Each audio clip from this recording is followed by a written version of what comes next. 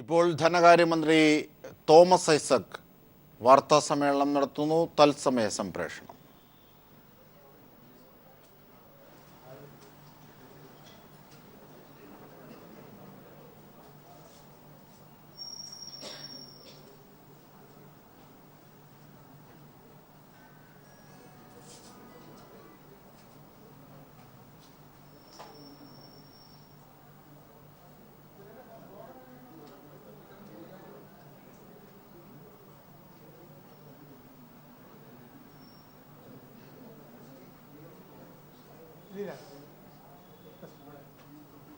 ഒരു കസേര കൊടുക്കും, ഒരു കസേര 222 അതിൽ 144 SBTയും 44 SBIയും 22 നോൺ ബാങ്കും.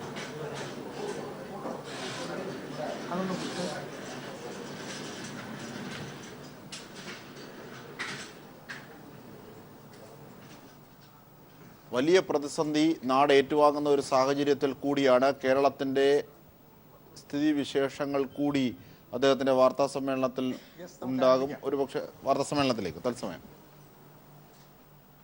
ശമ്പള വിതരണം, പെൻഷൻ വിതരണം ഒന്നാം ദിവസം പൊതുവെ പറഞ്ഞാൽ സുഗമമായിട്ട് നടക്കുന്നു.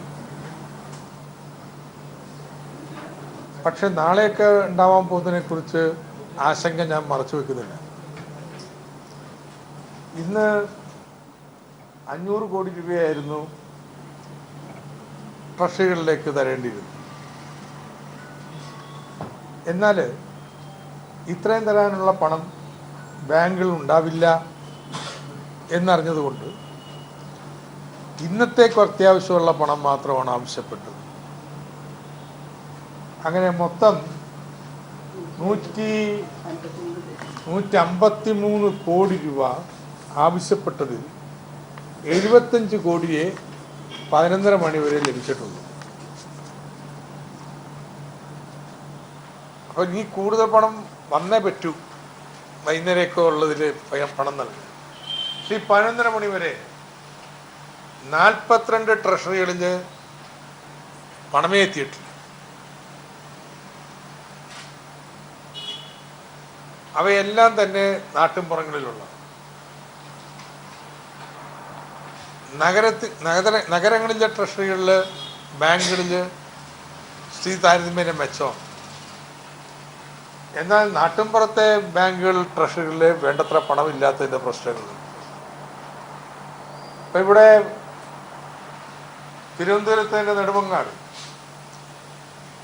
പണമില്ലാത്തതുകൊണ്ട് വന്നവരോട് പറഞ്ഞ് 5000 രൂപ വെച്ച് വിതരണം ചെയ്യുന്ന ഒരു ഒത്തുതീർപ്പുണ്ടായി. അത് ഒരിക്കലും ചെയ്യാൻ പാടില്ല. ട്രഷറി 24,000 രൂപ വെച്ച് കൊടുക്കാൻ സർക്കാർ കമ്മിറ്റഡ് ആണ്. അതുകൊണ്ട് ഉച്ച കഴിഞ്ഞുള്ള പണം ഉണ്ടാവുമോ ഇല്ലേ എന്നുള്ള ആശങ്കയിലല്ല നിൽക്കേണ്ടത്. ഇന്നുള്ളവർക്ക് 24,000 വരുന്നവർക്ക് ക്യൂവിൽ കൊടുക്കാം. ബാക്കി പണം എത്തിച്ചേരുന്നതിന് കേന്ദ്ര സർക്കാർ ബാധ്യസ്ഥരാണ്. അവരത് പാലിച്ചേ പറ്റും.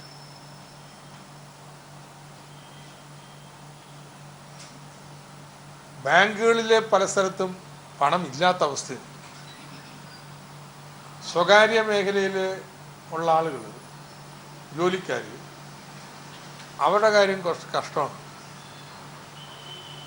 കാരണം അവർക്കാണ് ബാങ്കുകളിൽ നിന്ന് മറ്റും പണം കിട്ടാതെ.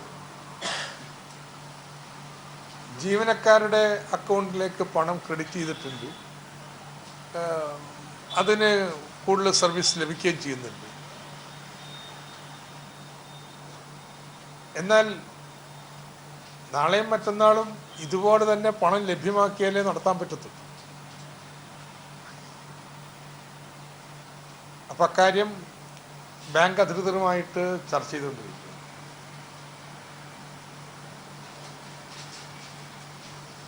അനിഷ്ട സംഭവങ്ങളൊന്നും ഒരു സ്ഥലത്തും ഉണ്ടായിരുന്നു ഇതുവരെ.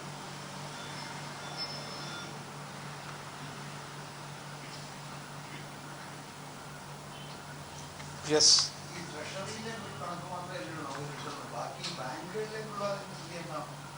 ബാങ്കുകളിലെ കണക്ക് ശേഖരിക്കാൻ നമുക്ക് അധികാരമില്ലല്ലോ. ട്രഷറി നമുക്ക് എല്ലാ മണിക്കൂറിലും എത്ര പേർക്ക് കൊടുത്തു, എത്ര ക്യാഷ് ബാലൻസ് ഉണ്ട്, അവിടുത്തെ അവസ്ഥ നമുക്ക് SLBC ആയിട്ട് ചർച്ച ചെയ്യാനേ പറ്റത്തുള്ളൂ. അത് ഫിനാൻസ് സെക്രട്ടറി ബന്ധപ്പെടുന്നുണ്ട്.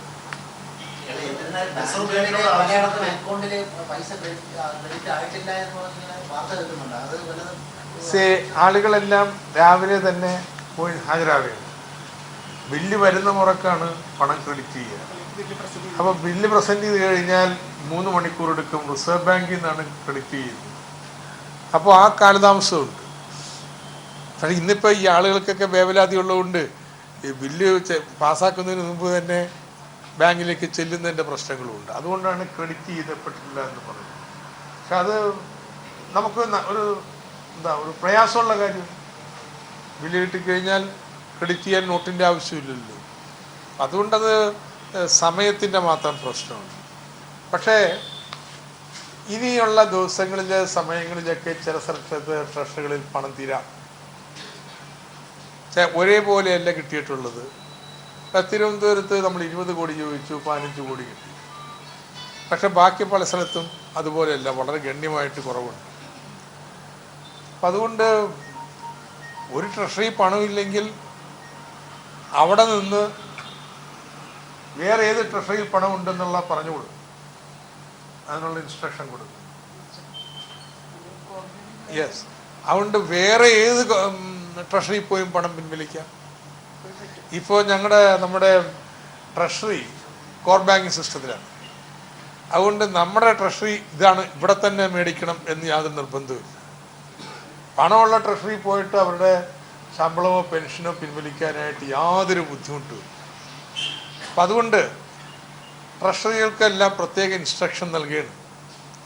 ഏതെങ്കിലും കാരണവശാൽ നിങ്ങളുടെ ട്രഷറിയിലെ പണം തീർന്നാൽ സമീപപ്രദേശത്തുള്ള ഏത് ട്രഷറിയിൽ നിന്ന് പണം കിട്ടും എന്നുള്ള വിവരം അന്വേഷിച്ച് വരുന്ന ഇടപാടുകാരെ അറിയിക്കണം. അതാണ് ഒന്നാമത്തേത്. രണ്ടാമത്തേത്, ഈ പണം തീർന്നു പോയാലോ എന്ന് പേടിച്ചിട്ട് 24,000 കുറച്ച് ശമ്പളമോ പെൻഷനോ നൽകുന്നത് കർശനമായിട്ട് നിരോധിച്ചിരിക്കുകയാണ്. ഒരു കാരണവശാലും അങ്ങനെ ഒരു നടപടിയിലേക്ക് പോകാൻ പാടില്ല. ഫുൾ ശമ്പളം 24,000 തന്നെ കൊടുക്കണം, പെൻഷൻ കൊടുക്കണം. അത് കഴിഞ്ഞ് തീരെ പറ്റിച്ചിട്ടുണ്ടെങ്കിൽ അടുത്ത ട്രഷറിയിൽ കിട്ടും എന്നുള്ളത് അവർക്ക് ഉപദേശം നൽകി വിടുകയാണ് വേണ്ടത്.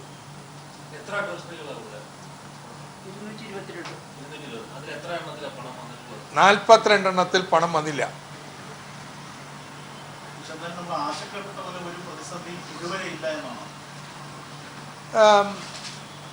പ്രതിസന്ധിച്ചാൽ 24,000 കിട്ടുന്നുള്ളൂ. 2, ഇതിപ്പോൾ ഈ സമയം വരെയും ചോദിച്ചതിൻ്റെ പകുതിയെ കിട്ടിയിട്ടുള്ളെങ്കിലും ഈ സമയം വരെയും അത് കൊടുത്തുകൊണ്ടിരിക്കാൻ പറ്റുന്നുണ്ട്. എന്നാൽ അധിക പണം ഇനി വന്നില്ലെങ്കിൽ വൈകുന്നേരം ആകുമ്പോഴേക്കും പ്രയാസങ്ങൾ വരും. നാളെയും ഇതുപോലെ തന്നെ വരണം, ഇതുപോലെ തന്നെ ടെൻഷനാണ്. അല്ല, 5 ലക്ഷം പേര്, 5 ലക്ഷം പേർക്ക് ട്രഷറി അക്കൗണ്ടിലാണ് പണം ഇടുന്നത്. അവരവിടെ നിന്ന് പിൻവലിക്കുകയാണ് ചെയ്യുന്നത്. 5 ലക്ഷം പേർക്ക് ബാങ്കുകൾ വഴി. 50,000 പേര് ട്രഷറിയിൽ നിന്ന് കാശായിട്ട് പിൻവലിക്കുന്നവരാണ്. മൊത്തം പണം ട്രഷറിയിൽ നിന്ന് എടുത്ത് ആപ്പീസിൽ വിതരണം ചെയ്യുന്ന 50,000 പേരുണ്ട്. ചില ആപ്പീസുകൾ ഇപ്പോഴും അങ്ങനെ തന്നെ ചെയ്യും. ഈ സാധാരണ 1-ാം തീയതി ഉണ്ടാകുന്നതിനേക്കാളും കൂടുതൽ എല്ലായിടത്തും ചെയ്തിട്ടുണ്ടോ? സാധാരണ 1-ാം തീയതി ഉണ്ടാകുന്നതിനേക്കാളും കൂടുതൽ ആൾക്കാർ ഇന്ന് വന്നിട്ട് വിഡ്രോ ചെയ്യുന്നതിനും ഇത് കാലത്തെ തന്നെ ഇത്തരം വരാറില്ല. ഉച്ചയ്ക്ക് കഴിഞ്ഞ് ലക്ഷറി ആയിട്ടാണ് വന്നത് മേടിക്കുക. എന്നാൽ ഇന്ന് കാലത്തെ തന്നെ ഹാജരായിരിക്കുക. നമ്മൾ പണം അവിടെ അക്കൗണ്ടിലേക്ക് ഇടുന്നതിന് മുമ്പ് തന്നെ ആളുകൾ വന്നിരിക്കുകയാണ്. അതിൻ്റെ ഫലമായിട്ട് പണം ഇട്ടിട്ടില്ല എന്നുള്ള പരാതിയായിട്ടൊക്കെ നിൽക്കുകയാണ്. അപ്പോൾ എന്തോ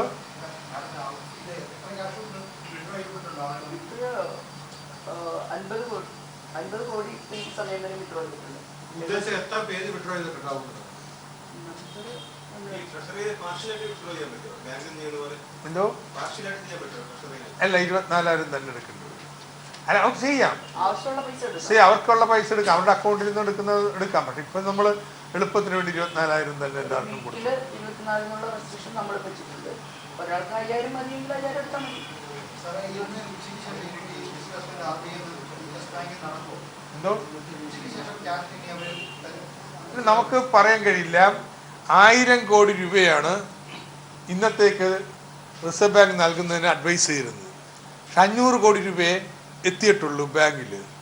അതുകൊണ്ടാണ് ബാങ്ക് ട്രഷറിക്ക് തരുന്നത് ചോദിച്ചതിൻ്റെ പാതിയാക്കി കുറച്ചിരിക്കുന്നത്. അപ്പോൾ അവരും പ്രതീക്ഷിക്കുന്നത് പണം വരും എന്നുള്ളതാണ്. തൽക്കാലം അവരുടെ കയ്യിൽ ക്യാഷ് ബാലൻസ് ഇരുന്ന് കൊടുത്തു. ഒരു പക്ഷേ മുടങ്ങി കാണും, കൃത്യമായിട്ടുള്ള കണക്കില്ല. ഇപ്പം നമ്മൾ ബാങ്ക് ഓരോ ട്രഷറിക്കും ഓരോ ബാങ്ക് ഈ പണം നൽകുന്നതിന് വേണ്ടി സ്ഥിരമായിട്ട് ഏർപ്പാട് ചെയ്തിട്ടുണ്ട്. അതിൽ ഒരു കാനറ ബാങ്ക് 6 പിന്നെ SBI നമ്മൾ 44, ബാക്കി മുഴുവൻ 144 SBT ആണ് നൽകുന്നത്. അപ്പോൾ പണം എത്താത്ത സ്ഥലത്ത് നമ്മൾ വിളിച്ച് പറഞ്ഞിട്ടുണ്ട്, അവരതിനെ അറേഞ്ച്മെൻറ്റ് ചെയ്യുന്നുണ്ട്. ഇപ്പോൾ കിട്ടാത്തടത്തൊക്കെ ഉച്ച കഴിഞ്ഞ് വന്നു വരാം. പക്ഷേ ജനങ്ങൾ, ജീവനക്കാർ മനസ്സിലാക്കേണ്ടത് അവരുടെ ആ ട്രഷറി തന്നെ പണം പിൻവലിക്കണമെന്നില്ല, ഉള്ള സ്ഥലത്ത് പോയി പണം പിൻവലിക്കാം. ഇപ്പോൾ ആ സൗകര്യം ട്രഷറിയിലുണ്ട്.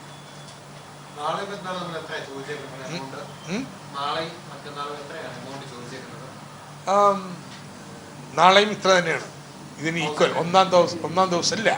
1000 crores 500 ചോദിച്ചത് ഇന്നത്തേക്കും നാളത്തേക്കും കൂടി വേണ്ടിയിട്ടാണ്. 24,000 വെച്ച് കൊടുക്കുമ്പോൾ അത് മതിയാവും. പക്ഷേ ഇന്ന് കിട്ടിയിരിക്കുന്ന ഇന്നത്തേക്കുള്ള മാത്രമാണ്, നാളത്തേക്കുള്ളതില്ല. ഇന്ന് തന്നെ കിട്ടിയിരിക്കുന്നത് എല്ലായിടത്തും ഒരേപോലെയല്ല, ചില സ്ഥലത്ത് വളരെ കുറച്ചേ കിട്ടിയിട്ടുള്ളൂ. അപ്പോൾ അവിടങ്ങളിലൊക്കെ വൈകുന്നേരം ആകുമ്പോഴത്തേനും പ്രയാസങ്ങൾ വരും. നിശ്ചയമായിട്ടും മണിക്കൂർ വെച്ച് 1 മണിക്ക് നിപ്പെടുക്കുന്നുണ്ട്, വൈകുന്നേരം എടുക്കും. 6 മണി വരെ എല്ലാ ട്രഷറിയും തുറന്നിരിക്കും. 6 മണിക്കാകുമ്പോൾ റിപ്പോർട്ട് തരും. ഉണ്ടാവും. ഒരു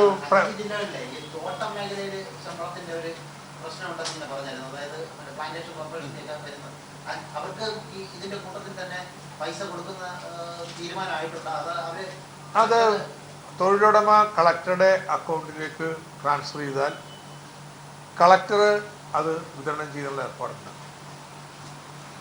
ക്യാഷ് നോട്ട് വേണമല്ലോ, തൊഴിലുടമയെ നോട്ടില്ല.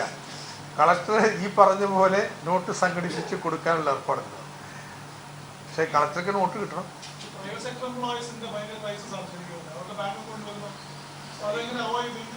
ആരും സംശയം വേണ്ടെന്ന്. ഇത്രയും പണം കറൻസി കൈകാര്യം ചെയ്യാനുള്ള സ്ഥിതിവിശേഷം ഇപ്പം ഇല്ല. ഒരു ശമ്പളം മുഴുവൻ ഓർഗനൈസ് സെക്ടറിലെ മുഴുവൻ പേർക്കും ശമ്പളം കൊടുക്കേണ്ട ദിവസങ്ങളാണ്. അത് എണ്ണം മൊത്തം എടുത്തിട്ടുണ്ടെങ്കിൽ കോടികൾ വരും ഇന്ത്യ മുഴുവൻ. അത്രയും പേർക്ക് കൊടുക്കാനുള്ള പണം നോട്ട് ഇല്ല. അപ്പം 24,000 റേഷൻ ചെയ്താൽ പോലും എത്തത്തില്ല.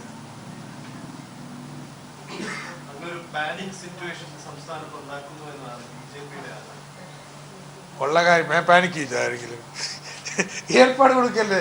നാട്ടുകാരുടെ കിടന്ന് ബഹളം വെക്കണ്ട. ഈ ട്രഷറിയില്ലെങ്കിൽ അടുത്ത ട്രഷറിയിൽ പോയി നിങ്ങൾക്ക് മേടിക്കാവുന്നതാണ്. കാലത്ത് വന്നില്ലെങ്കിൽ വേണ്ട, വൈകുന്നേരം ആകുമ്പോൾ വരും. ഇതല്ലേ പറയണേ. പക്ഷെ ഉള്ള കാര്യം പറയണമെന്ന് അവരും പറഞ്ഞല്ലോ 8-ാം തീയതി, ഞാനും പറഞ്ഞു. ഇപ്പം ആര് പറഞ്ഞാൽ ശരിയായത്? സത്യം പറഞ്ഞാൽ അത് പാനിക് ഉണ്ടാക്കുന്നു എന്ന് പറയാം. യഥാർത്ഥത്തിൽ നോക്കിക്കേ, ഇപ്പോൾ അമ്നിസ്റ്റി കൊടുത്തിരിക്കുകയാണ്. കള്ളപ്പണക്കാർക്ക് ഡിസംബർ 30 വരെ നോട്ട് കൊണ്ടുപോയിടാം, എൻ്റെ നികുതി കൊടുത്താൽ മതി. ഞാൻ ചോദിക്കുന്ന നാട്ടിലെ സാധാരണക്കാർക്ക് ഈ അവസരം കൊടുത്തൂടെ? 30-ാം തീയതി തീർന്നു, അതുവരെയും പഴയ നോട്ട് പുതിയ നോട്ട് വരുന്നവരെ ഉപയോഗിച്ചോട്ടെന്ന് വെച്ചാൽ എന്താ കുഴപ്പം? ഇത്ര നാൾ ഉപയോഗിച്ചുകൊണ്ടിരുന്ന നോട്ടല്ലേ. കള്ളപ്പണക്കാരനെ ഒന്നും പിടിക്കാമല്ലോ. അപ്പം യഥാർത്ഥത്തിൽ ഇതിൻ്റെ കോസ്റ്റ് എത്രയെന്നറിയാം? Centre for monitoring Indian economy എന്ന് പറയുന്ന വളരെ പ്രശസ്തമായിട്ടുള്ള സ്ഥിതിവിവര കണക്ക് കേന്ദ്രം ഈ എക്കണോമിക് ആൻഡ് പൊളിറ്റിക്കൽ വീക്ക്ലി ആയിട്ടൊക്കെ ബന്ധപ്പെട്ട് വന്നു. അവരുടെ എസ്റ്റിമേറ്റ് പ്രകാരം ഈ പഴയ പണം പിൻവലിച്ച് പുതിയ നോട്ട് വെക്കുന്നതിന് വേണ്ടി വരുന്ന ചെലവ്, ഓപ്പർച്യൂണിറ്റി കോസ്റ്റ് അടക്കം 1,28,000 കോടിയാണ്. അതിലെന്തൊക്കെ പെടും? പഴയ നോട്ട് പിൻവലിച്ച് കെട്ടി കൊണ്ടുപോവാ. ഇപ്പം എല്ലാം കെട്ടി ട്രഷറിയിലെ കൊണ്ടുപോയി വെക്കുകയാണ്. വേറെ വഴിയില്ല, സ്ഥലമില്ല. നമ്മുടെ ഇലക്ഷൻ പെട്ടിയെല്ലാം എടുത്ത് മാറ്റി അവിടെ നോട്ട് അട്ടിവെക്കാനുള്ള ഏർപ്പാടുണ്ടാക്കാൻ പോയി. അതിൻ്റെ ചിലവ്. പുതിയ നോട്ട് അച്ചടിപ്പിക്കണം, അതുകൊണ്ട് 20,000 കോടി രൂപ. അതിപ്പോൾ ഈ പ്രയാസം മൂലം എയർലിഫ്റ്റ് ചെയ്യുന്നു, കൊണ്ടിറക്കുന്നു, ഹെലികോപ്റ്ററിൽ കൊണ്ടുപോകുന്നു, ഇങ്ങനെയൊക്കെയാണ് ചെയ്യുന്നത്. ഇതിൻ്റെ ചിലവ്. 2 ബാങ്കിൽ വേറെ എന്തെങ്കിലും ചെയ്യുന്നുണ്ടോ? പഴയ നോട്ട് മേടിക്കൽ, പുതിയ കൊടുക്കൽ, ഇത് വിതരണം ചെയ്യൽ, മാറ്റൽ, പുതിയ ലോൺ ആർക്കെങ്കിലും കൊടുക്കുന്നുണ്ട്. അപ്പോൾ അവിടുത്തെ ജീവനക്കാരുടെ ശമ്പളം, ഓപ്പർച്യൂണിറ്റി പോയതാണല്ലോ. ഇതൊക്കെ അടക്കം വരുമ്പോഴാണ് 1,28,000 കോടി രൂപയെന്ന് അവർ കണക്കാക്കിയിട്ട് മൊത്തത്തിൽ എത്ര കള്ളപ്പണം പിടിക്കാൻ പോണത്? ഇന്നിപ്പോൾ ഇന്നലത്തെ കണക്ക് പറയാൻ ഞാൻ പറഞ്ഞാൽ 65% പണം നോട്ട് തിരിച്ചു വന്നു. ആ തോതിലാണ് പോകുന്നതെങ്കിൽ, ഈ തോതിലാണ് പോകുന്നതെങ്കിൽ ഒരു 90-95% നോട്ട് തിരിച്ചെത്തും.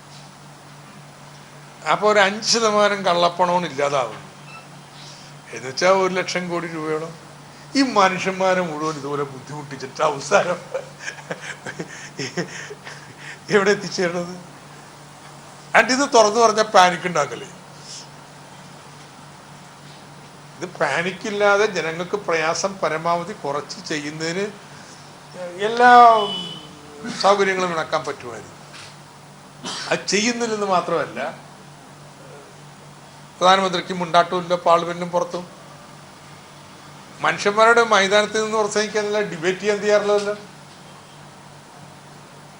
കാരണം എന്ന് വെച്ച് കഴിഞ്ഞാൽ ആ മൗനമൊക്കെ ഉണ്ടല്ലോ, കുറ്റസമ്മതം. എന്നാലെന്നാ ഇങ്ങനൊരു അബദ്ധം പറ്റിപ്പോയി, അതുകൊണ്ട് എല്ലാവരും സഹരിച്ച് നമുക്കത് കാര്യം നേരെയാക്കാം എന്നല്ലല്ലോ നിലപാട്. ഓരോ ദിവസവും പുതിയ സിദ്ധാന്തമായിട്ട് വരെയല്ലേ. ഇനി ക്യാഷ്ലെസ് എക്കോണമിയിലേക്ക് പോകാൻ വേണ്ടിയുള്ള വലിയ തന്ത്രത്തിൻ്റെ ഭാഗമാണിതെന്ന് പറഞ്ഞത്. അപ്പം അതൊക്കെ നമ്മൾ കേട്ടിട്ട് ഇങ്ങനെ അംഗീകരിച്ചു കൊടുത്തോണമെന്നാണ് BJPക്കാർ പറയുന്നത്. അത് നടപ്പില്ല. അത് നിങ്ങളുടെ വല്ല സംസ്ഥാനത്ത് നോക്കിയാൽ മതി, കേരളത്തിൽ നടക്കില്ല.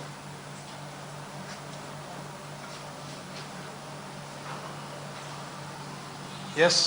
അപ്പോൾ 6 മണിക്കുള്ള സ്റ്റേറ്റ്മെൻറ്റ് പത്രക്കുറിപ്പ് എടുക്കാൻ മതി. ഞാൻ GST മീറ്റിങ്ങിൻ്റെ ലിങ്ക് പോകും. പ്രസ് റിലീസുമായിട്ട് ട്രഷറിയിൽ നിന്ന് പോയിട്ടാണ് കേട്ടോ. 6 മണിയാകുമ്പോൾ എത്ര പണം കൊടുത്തു, എത്ര കിട്ടി.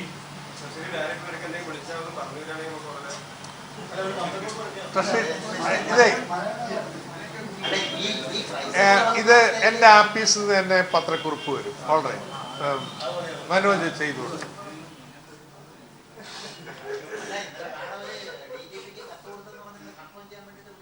സംസ്ഥാനം ഇപ്പോൾ നേരിടുന്ന സംഭവത്തെ സംബന്ധിച്ചും ഭീകരമായ സാമ്പത്തിക പ്രതിസന്ധി എന്ന് പറഞ്ഞുകൂടാ, കറൻസി പ്രതിസന്ധി ആണ് ഇപ്പോൾ അനുഭവിക്കുന്നത്. ഒരുപക്ഷെ വാഗ്ദാനം നൽകി RBI വാഗ്ദാനം നൽകിയ പണം പോലും നൽകിയില്ല എന്നതാണ് കൂടുതൽ പ്രതിസന്ധി ഉണ്ടാക്കിയത്. ഉച്ചയ്ക്ക് ശേഷം വാഗ്ദാനം പാലിക്കും, RBI പണം നൽകും എന്നാണ് വിചാരിക്കുന്നതെന്നും തോമസ് ഐസക് പറഞ്ഞു. തോമസ് ഐസക്കിൻ്റെ വാർത്താ സമ്മേളനത്തിൻ്റെ തത്സമയ ദൃശ്യങ്ങളാണ് നമ്മൾ കണ്ടത്.